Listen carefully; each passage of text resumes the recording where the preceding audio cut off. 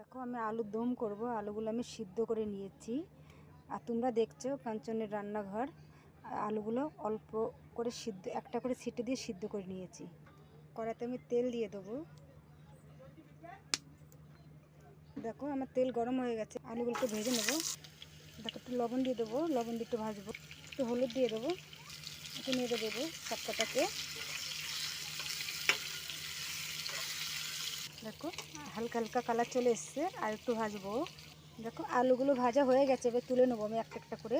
দেখো আলুগুলো সব ভেজে নিয়েছি, কিরম কালারে চলে এসছে। এর মধ্যে আবার একটু তেল দিয়ে দেবো, একটা শুকনো লঙ্কা দেবো, দুটো তেজপাতা, একটু জিরে দিয়ে দেবো। জিরেগুলো কি সুন্দর ভাজা হয়ে গেছে। এবারটা দিয়ে দেবো আমি পেঁয়াজ কাটা। এটা হালকা আছে ভাজবো, কিন্তু এটা বেশি ভাজবো না, একটু কাঁচা কাঁচা ভাব থাকবে, গন্ধটা চলে গেলেই।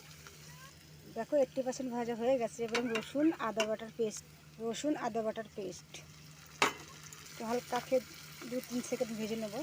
আমি এখানে 5-7টা কাঁচা লঙ্কা বেটে নিয়েছি, তোমরা তোমাদের আন্দাজ মতন দিতে পারো। আমরা একটু ঝাল বেশি খাই। একটু ভাজা হোক। আমি এখানে 1 চামচ লবণ দিয়ে দিয়েছি, এটাকে একটু ভেজে নেব। এবার দিয়ে দিলাম জিরে বাটা, জিরা গরম মশলা। আমি দুটো একসাথে বেটে নিয়েছি পাটায়। এবার দিয়ে দেবো হলুদ। এবার দিয়ে দিলাম ধনের গুঁড়ো, হালকা ভেজে নেব। তারপর দিয়ে দিলাম 1 চামচ কাশ্মীরি লঙ্কা। দেখো তারপরে দিলাম 3টে টমেটোর কাটা। দেখো এবার মশলা ভাজা হয়ে গেছে। এবার দিয়ে দেবো আলু কটা, ভালো করে মিক্স করে নেবো সব আলু কটাতে, মশলাগুলো ভাতের সাথে লেগে যায়।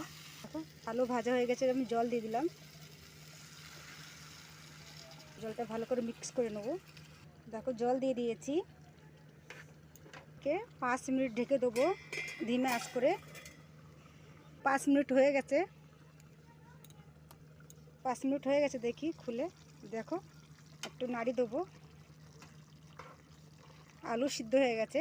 এবারটা দিয়ে দিলাম 4-5টা কাঁচা লঙ্কা, 2-3টে, উপর থেকে ধনিয়া।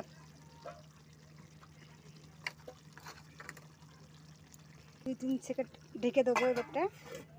এবারটা দিয়ে দেবো একটু গরম মশলা, পিষে দিয়েছি, তাও শুকনো দিয়ে দিলাম, সেন্টটা ভালো আসবে। দেখো সবজি হয়ে গেছে আমার, বন্ধ করে দিলাম গ্যাসটা। দেখো আমরা লুচি ভেজে নিচ্ছি এর মধ্যে, ছোট্ট কড়াই। দেখো কড়াইগুলো কিরকম সুন্দর হতো। দেখো পুরিগুলো আমার ভাজা হয়ে গেছে। দেখি এবার একটু খেয়ে দেখি কিরকম হয়েছে।